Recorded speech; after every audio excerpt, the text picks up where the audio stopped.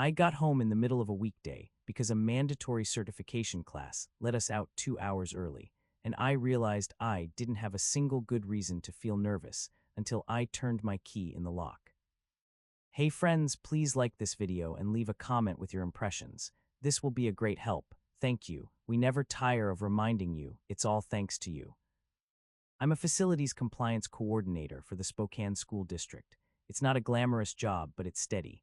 Most days I'm in steel-toe boots before sunrise, walking through boiler rooms and cafeterias, checking logs, signing off on inspections, and making sure every building is safe enough that nobody thinks about it. That's the whole point. If I do my job right, nobody notices.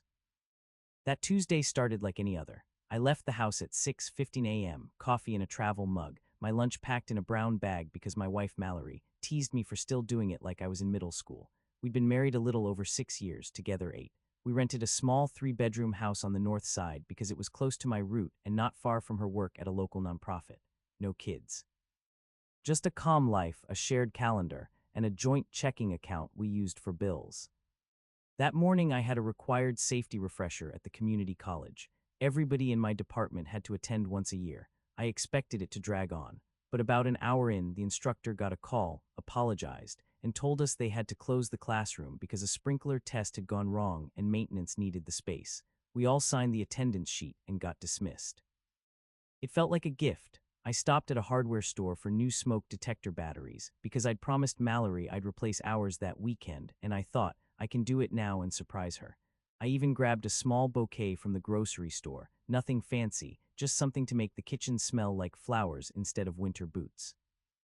As I turned onto our street, I saw a car I recognized parked 2 houses down, not because it was flashy, but because it had one of those church parking stickers in the windshield and a vanity plate frame that read, "Serve." It was Pastor Aaron's car from our church. I told myself there was a simple explanation. Pastors visit people. That's part of the job. Maybe he'd stopped by to talk about the fundraiser planning committee. Mallory volunteered sometimes. We were all supposed to serve, right? Still, my stomach tightened like it does when you realize you forgot something important and you can't name what it is yet. The house looked normal, no lights on, curtains drawn like always in the winter to keep the heat in. I walked up the steps and I noticed 2 things that didn't fit. First, our porch mat had been nudged sideways like someone had wiped their shoes in a hurry. Second, the deadbolt was unlocked even though Mallory always locked it when she was home alone. She had a routine. She liked routines. I opened the door as quietly as my own hands would allow. The air inside was warm, but it smelled wrong. Not smoke or gas. More like men's cologne layered over Mallory's vanilla candle that she only lit when company came. The TV was off. The dishwasher was running. That soft, steady slosh was the only sound. I stood there with the bouquet in my left hand, the batteries in a small bag, and I realized I was holding my breath. Then I heard it, a laugh. Mallory's laugh, but lower, quieter, the kind she used when she was trying not to be heard, and a man's voice answering her from somewhere down the hallway. I didn't call out, I didn't stomp, I didn't do anything dramatic. I just set the batteries and flowers on the entry table like I was placing evidence on a desk, and I walked toward our bedroom because that's where the sound was coming from, and I kept telling myself, if you're wrong, you're going to feel like the biggest jerk alive. The door to our bedroom was half closed. I pushed it open. Mallory was standing near the foot of the bed, her sweater bunched up like she'd pulled it back on fast. Pastor Aaron was between her and the dresser, his tie loosened, his hand still on her waist like it belonged there. They weren't doing anything graphic. There was no need for that. The way they froze told the whole story. The room had that charged silence you can't fake, like a line had already been crossed and they knew it. Mallory's face drained so quickly it looked like someone flipped a switch. Pastor Aaron's eyes widened, then narrowed, then smoothed over, like he was choosing a version of himself to show me. "Ethan," Mallory said, like my name was a question. Pastor Aaron cleared his throat. "Brother," he said, because he couldn't stop being a pastor even in my bedroom. I stared at his hand on my wife's waist. I stared at her wedding ring. I stared at the bed we'd bought on a payment plan 2 years ago because she said the old one hurt her back. I didn't yell, I didn't move toward them. My body went cold and steady, like all the warmth in the house had decided to leave me first. Mallory took a step forward, palms up. "Wait, please, let's not." Pastor Aaron put his hands up too, like this was a misunderstanding in a grocery store aisle. "Ethan, I know what this looks like." I blinked once. It looks like you're in my bedroom with my wife. Mallory's eyes filled, but not in a way that felt honest. It looked practiced, like she knew which face to put on. It's not that simple. There was that word again, simple. People say that when they want to make a mess sound like a philosophy. Pastor Aaron stepped slightly in front of her, and I noticed that too. He placed himself between me and my wife like he was protecting her from me. I hadn't raised my voice. I hadn't lifted a hand, but he assumed, or maybe he needed the scene to look a certain way. Ethan, he said, soft and measured, we care about you, both of us. That's why we need to talk like adults.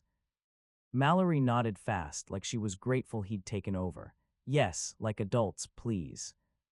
That's when the second shock hit. Not what I saw, what they thought would happen next. They thought they could manage me. Mallory took a breath, and her voice shifted into the tone she used with difficult donors at her nonprofit. Calm, reasonable, slightly disappointed, like I was about to embarrass her if I didn't cooperate. Okay, she said, here's what we're going to do. We're going to keep this private. No drama, no blowing up the church, no calling your mom, no social media. We can do this with compassion. I didn't answer, I just waited, because something in me needed to hear how far she would go. Pastor Aaron nodded, solemn. We're asking you to choose grace. Mallory continued, we've been leaning on each other for a while. It started as counseling, and then it became something else. But we don't want to hurt you. We don't want to hurt the congregation either. I felt my jaw tighten. The congregation. She stepped closer again, careful now.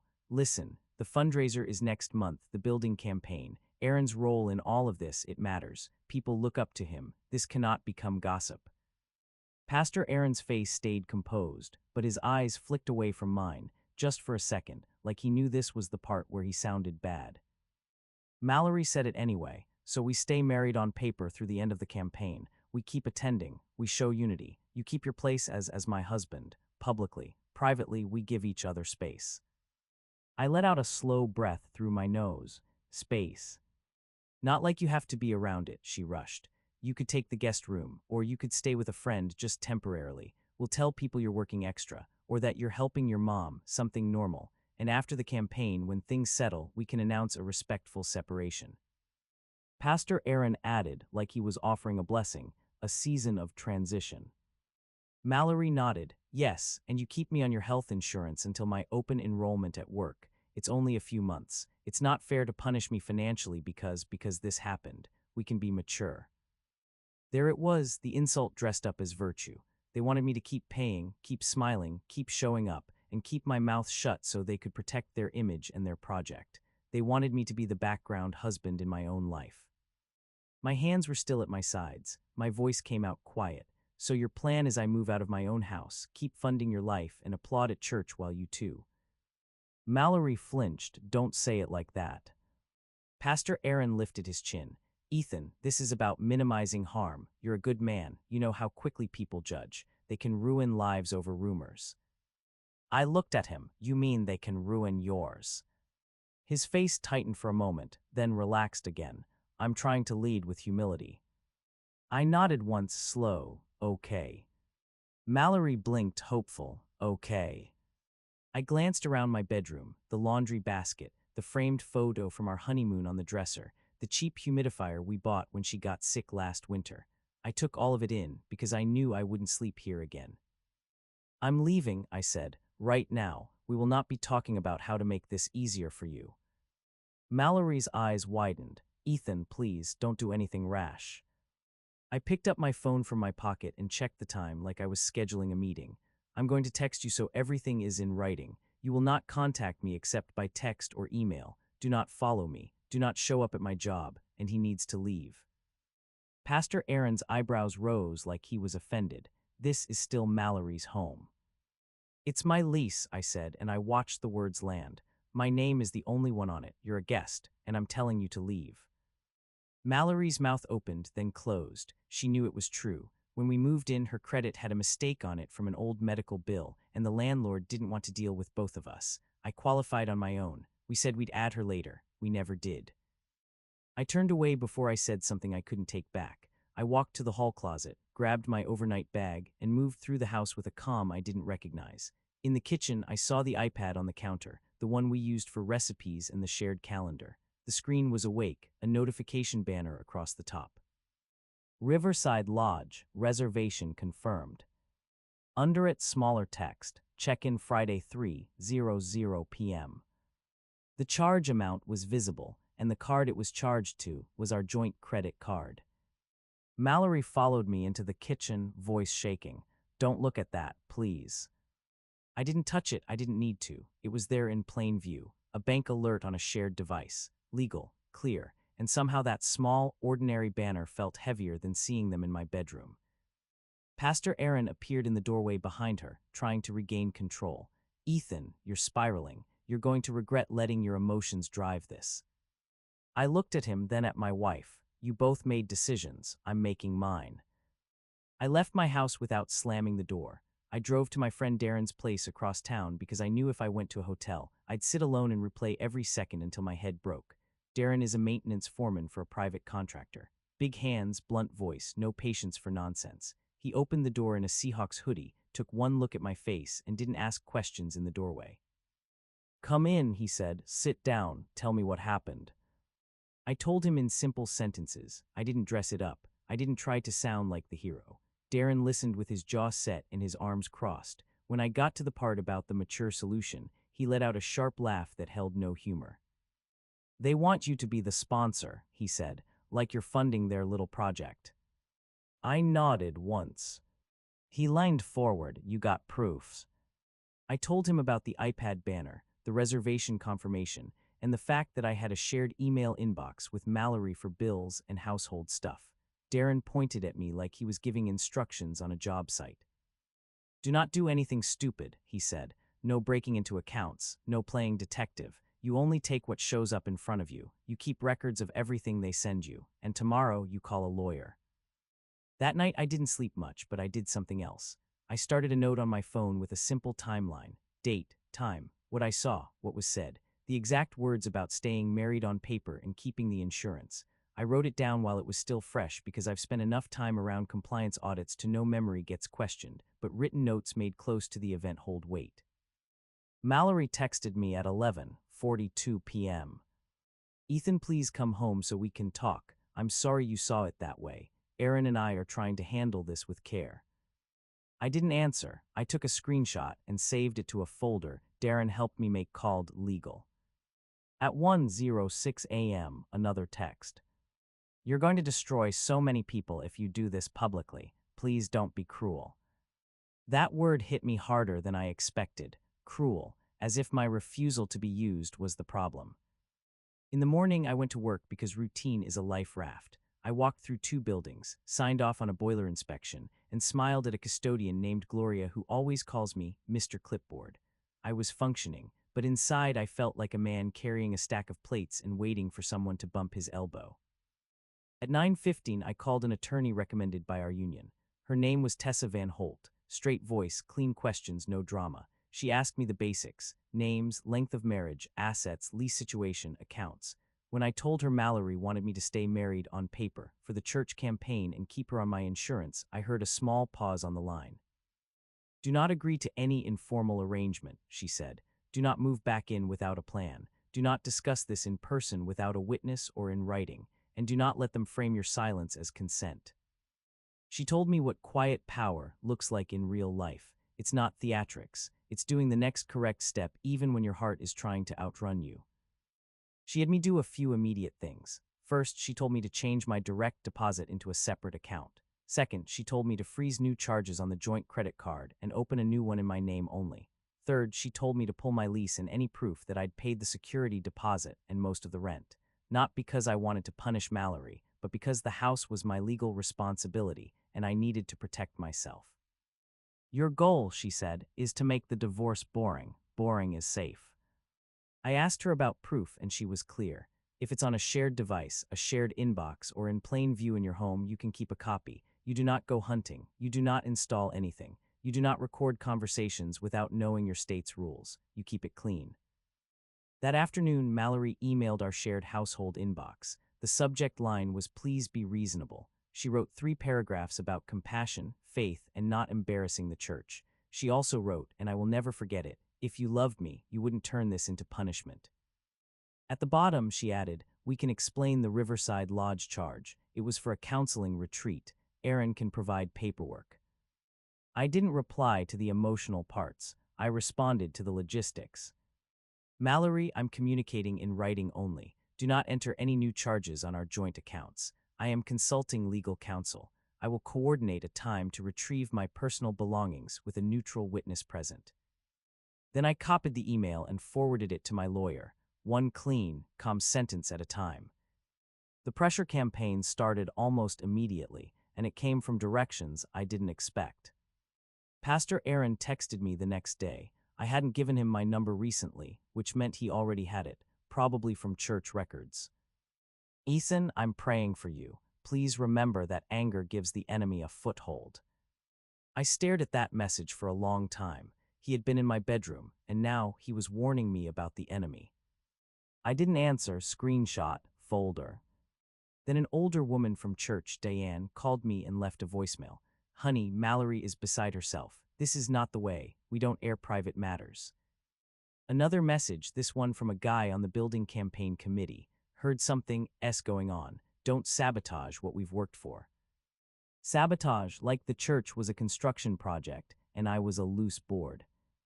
The most painful call came from my own sister, Qley. She's an accountant in Portland and not easily fooled, but she has a soft spot for keeping things calm. "Ethan," she said, "I'm not saying you're wrong, but do you really need to announce it? Can't you just separate quietly?" I swallowed. They asked me to stay married for appearances. Lee sighed. "People do weird things. Maybe they're scared. Just be careful." Be careful, as if I was the risky one. 2 days later, Darren drove me back to the house to get essentials. We didn't sneak. We didn't show up angry. I texted Mallory the time and told her I'd be there with a witness. I asked her to have Pastor Aaron gone. I also asked her to keep the interaction brief. When we arrived, Mallory was sitting on the couch like she'd been waiting for a camera crew. Her hair was done. Her eyes were dry. Pastor Aaron was not there, thank God. "I'm glad you came," she said softly, as if this was a reconciliation meeting. I stood near the door with Darren beside me, arms relaxed but present. "I'm here to collect my belongings." Mallory's mouth tightened. "Ethan, you don't have to do this like I'm dangerous." "I'm doing it like it's real," I said. She stood, walked toward the kitchen, and for a second I thought she might try to block me from the hallway. Instead, she leaned against the counter and folded her arms. "You're being cold," she said. "You're acting like I'm some villain." I opened the closet and pulled out my work boots and a few uniforms. "This isn't a movie," I said. "It's paperwork now." That's when I saw it again, the shared iPad on the counter. The calendar app was open, and a weekly view showed a repeating event. Mentorship Meeting A. It had started 3 months earlier. The location field said church office. The time was always during hours. Mallory told me she was in donor meetings. I didn't touch it. I didn't need to. It was right there, visible, like the house itself was tired of protecting her. Darren cleared his throat behind me, and Mallory followed my gaze. Her face flickered. "That's not what you think," she said. "You said it started as counseling," I replied. "Now it's mentorship." Mallory's voice rose for the first time. "So you're collecting ammunition?" "No," I said, calm. "I'm collecting my things." As I packed, I found a printed reimbursement form on the entry table, folded in half like it had been set down without thought. It was from the church. It listed mileage and lodging for Riverside Lodge, with Pastor Aaron's name and Mallory's name as the event coordinator. There was a note, "Please process before campaign kickoff." A receipt on paper, left out in my own home. My hands didn't shake. I placed it in my folder with my lease copy and our bank statements. Quiet power doesn't mean you don't feel it. It means you don't let feelings drive the steering wheel. Mallory watched me like she was waiting for a breakdown. When it didn't happen, she tried a new angle. "Okay," she said, softer. "What do you want?" I looked up. A divorce. Her face hardened because of one mistake. I blinked because you asked me to play husband while you built a life with someone else. Her eyes flashed. "I asked you to be compassionate." I nodded. "Compassion isn't a cover story." When I left with 2 bags and my documents, Mallory stood in the doorway and called after me, "If you do this the way you're planning, everyone will know, and they will judge you too." I turned back just long enough to answer honestly, "I'm not afraid of the truth." The next week was a lesson in how quickly people rewrite reality when it's inconvenient. Mallory started telling friends I was emotionally unavailable and that we were already struggling. Pastor Aaron began hinting from the pulpit about marriages attacked by pride. He never said my name, but I could feel it, like a finger pointed without pointing. People looked at me longer, hugged me tighter, asked me how I was in voices that carried questions behind them. One afternoon, I got an email from the church administrator asking me to meet with Pastor Aaron and 2 elders to seek reconciliation. I forwarded it to my attorney. Tessa's response was short: "Do not attend. All communication goes through counsel." My lawyer drafted a letter the next day. It wasn't angry. It wasn't poetic. It was a clean boundary in black and white. It stated that I was filing for divorce, that I was requesting all communication go through legal channels, and that any attempts by third parties to pressure me would be documented. It also requested that Pastor Aaron cease direct contact with me. Certified mail, receipt, boring, effective. Mallory called me after she received it. I let it go to voicemail.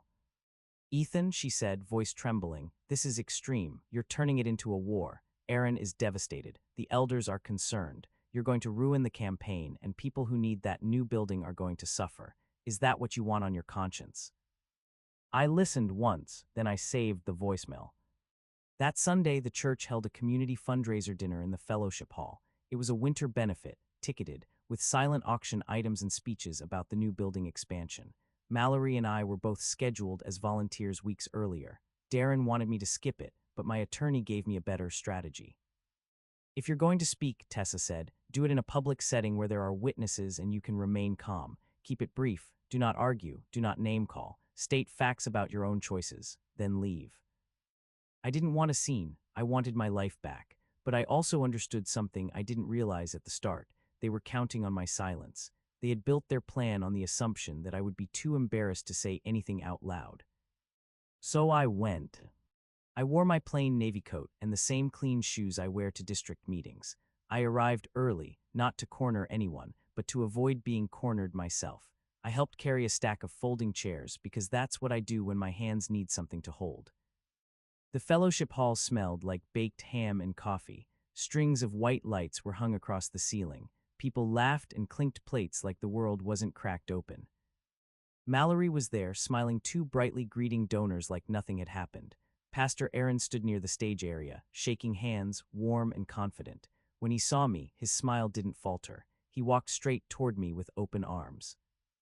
"Ethan," he said, loud enough for others to hear, "I'm so glad you came. It takes courage." I didn't step into the hug. I offered a handshake instead. "Evening." He gripped my hand with both of his, like he was trying to sell the image. "We've been praying for healing." I nodded once. "I'm here to donate and then leave." Mallory appeared at his side, eyes shining, performance ready. "Thank you," she said. "This means a lot." I looked at them, the 2 of them standing shoulder to shoulder like a couple hosting a party, and something in me settled. Not rage, clarity. During dinner, Pastor Aaron gave a short speech. He talked about service, unity, and walking through hardship without tearing each other down. People applauded. I watched Mallory clap with him, her face serene, and I realized they weren't just asking me to keep the peace. They were already telling the story without me. When the silent auction ended, Deanne, the older woman who'd called me, approached my table. She patted my arm like I was a child. "Sweetheart," she said, "whatever's going on, the godly thing is to forgive. Don't harden your heart." I kept my voice polite. "Deanne, I appreciate your concern, but I'm not discussing private matters." She leaned in. "Mallory is fragile. Please don't shame her." I met her eyes. "I'm not responsible for hiding what I didn't do." A few minutes later, Pastor Aaron stepped up again to thank volunteers. He started calling names. He called Mallory's, praised her dedication, and then, to my surprise, he called mine. "And Ethan," he said, smiling wide, "for being a steady presence in our community." The room applauded. It was the most public attempt at control yet. If I clapped along, I'd be endorsing the story they were selling. If I stood up angry, I'd look unstable. They had set a trap with applause. So I chose the third option. I stood slowly, not like a man being dragged into drama, but like a man making an announcement at a work meeting. The clapping faded because people sensed something. Pastor Aaron's smile froze. I kept my voice even and loud enough to be heard without shouting. "Thank you, I won't take long." I glanced around the room at familiar faces, families, retirees, people who brought casseroles when someone was sick, people who loved the idea of a good man more than they loved the truth. "I won't be serving here anymore," I said. "I'm stepping away effective immediately." A murmur moved through the room like wind. Mallory's face tightened. Pastor Aaron's eyes sharpened. I continued, "I'm also filing for divorce. There was infidelity in my marriage, and I won't participate in any arrangement that asks me to pretend everything is fine for appearances." I didn't name names, I didn't give details, I didn't point, I just stated my choice. Then I added the part that mattered most. "I'm not asking anyone to take sides. I'm asking that my boundaries be respected. Please don't contact me about reconciliation meetings or private discussions. I wish everyone here well, but I'm done performing." Silence heavy, complete. Pastor Aaron opened his mouth, but no words came out at first. Mallory looked like she'd been slapped, not by my hand, but by the fact that I refused to be managed. I nodded once like you do when you end a meeting, and I sat down. I placed my napkin on my plate. I stood again, picked up my coat, and walked out without rushing. Behind me, I heard chairs shift and whispers start. I didn't turn around. I didn't need to see the ripple. I could feel it. Outside, the cold air hit my face, clean and sharp. Darren was waiting in his truck at the curb, just like we planned. He looked at me through the windshield and raised his eyebrows. I opened the passenger door and sat down. "You okay?" he asked. I exhaled, "I'm steady." He nodded once, good, because now the truth has legs. The fallout came in waves, just like my attorney said it would. The first wave was messages, some supportive, some horrified, some confused. A few people sent long texts about forgiveness. One guy I barely knew asked if I was backsliding. I didn't respond to most. I saved what mattered. The second wave was the church's response. Pastor Aaron sent a group email to volunteers about protecting unity and avoiding speculation. Then he privately emailed me, saying he was sorry I felt hurt and that misunderstandings happen in seasons of stress. Misunderstandings, like he'd wandered into my bedroom by accident. I forwarded it to my lawyer. The third wave was the unexpected ally. Gloria, the custodian who calls me Mr. Clipboard, stopped me in the hallway at work. She's in her 60s, blunt in the way only older women can be when they've seen too much. "My nephew goes to your church," she said. "He told me what people are whispering." I braced myself. She leaned closer and lowered her voice. "I don't need the details. I just need you to hear this. Don't let anybody talk you into being quiet to make their life easier. People who ask for silence are usually protecting themselves." I swallowed, "Thank you." She patted my arm once firm. "Also, eat something, your face is gray." That small kindness hit me harder than the sermons ever had. The enabler showed up too, right on schedule. It was Lee, my sister, again. She called and said, "Mom is upset. She thinks you embarrassed yourself." I held the phone away from my ear for a second, then put it back. I said, "I'm filing for divorce and stepping away. That's not embarrassment, that's reality." Lee hesitated, "But people are talking." "They were going to talk no matter what," I said. "At least now they're talking about the truth." Mallory tried one last big push. She emailed me a proposed agreement she had typed up herself. It was 3 pages long, full of soft language. It offered that we would remain legally married through the campaign period, that I would temporarily relocate, that I would continue insurance coverage as an act of goodwill, and that we would announce an amicable separation at a later date. At the bottom, she wrote, "This protects everyone." I read it twice, then I sent it to my attorney without replying. Tessa's response made me laugh for the first time in weeks. "Absolutely not. We will respond with our own terms." Her letter back was clean and final. Divorce filing date, temporary separation terms, no contact except counsel, financial boundaries. She included a request for documentation of any joint debts and a warning against any new charges on shared accounts. She also noted that third-party interference was being documented. Boring, strong, effective. The legal closure moved faster than Mallory expected because my life was already organized. My lease was in my name. My direct deposit was mine. I had records showing rent paid from my account every month. Our big shared purchases were limited, mostly furniture and a few appliances. We didn't own a house together. We didn't have kids to argue over. We had a marriage, a bank account, and a story she tried to keep for herself. Mallory's attorney attempted to claim I was abandoning the marital home and asked that I continue paying the full rent while she transitioned. Tessa responded with one sentence that ended that conversation. The lease is solely in Ethan's name. He has elected to terminate the tenancy and has provided proper notice per the contract. I gave notice to the landlord the same week, using certified mail. I offered to pay the remaining month as required and asked about options for Mallory to apply for her own lease if she wanted. The landlord replied in writing, Mallory would need to qualify on her own. If she didn't, she would need to vacate by the end date. I didn't enjoy that. I'm not a man who enjoys watching someone scramble, but I also wasn't going to fund a staged marriage and a housing plan built on my compliance. 2 weeks later, Darren and I returned with boxes to remove the rest of my things. Mallory wasn't there. She texted that she couldn't handle seeing me. Fine by me. I moved through the house like a man closing out a job site. I took my tools, my documents, my clothes, my grandfather's watch from the nightstand. I left anything that would start a petty argument. I left the couch. I left the dining set. I left the blender she loved. I wasn't buying my dignity back with kitchen appliances. On the kitchen counter, the iPad sat dark and silent. No new banners, no new notifications, just a blank screen like nothing had ever happened there. In March, the divorce was finalized. No dramatic courtroom scene, just signatures, filings, and a judge who looked tired and efficient.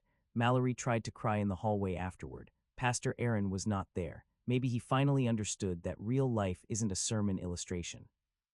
As for the church, I heard through the same grapevine I'd tried to avoid that Pastor Aaron took a temporary leave a month after the fundraiser.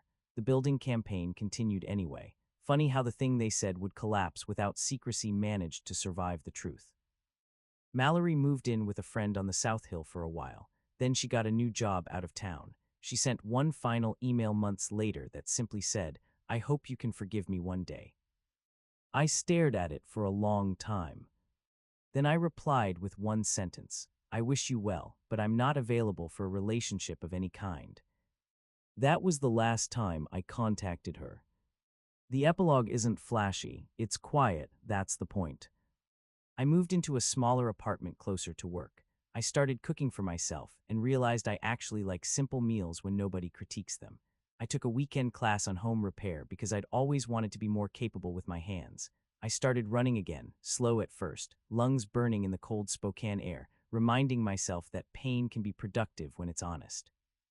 Sometimes when I drive past that old house, I still feel the ghost of that day, but the feeling doesn't control me anymore. It's just a reminder that my life belongs to me, and I don't owe anyone a performance to protect their image. If you've been through something like this, tell me what you would have done in my place, and whether you think silence ever really keeps the peace.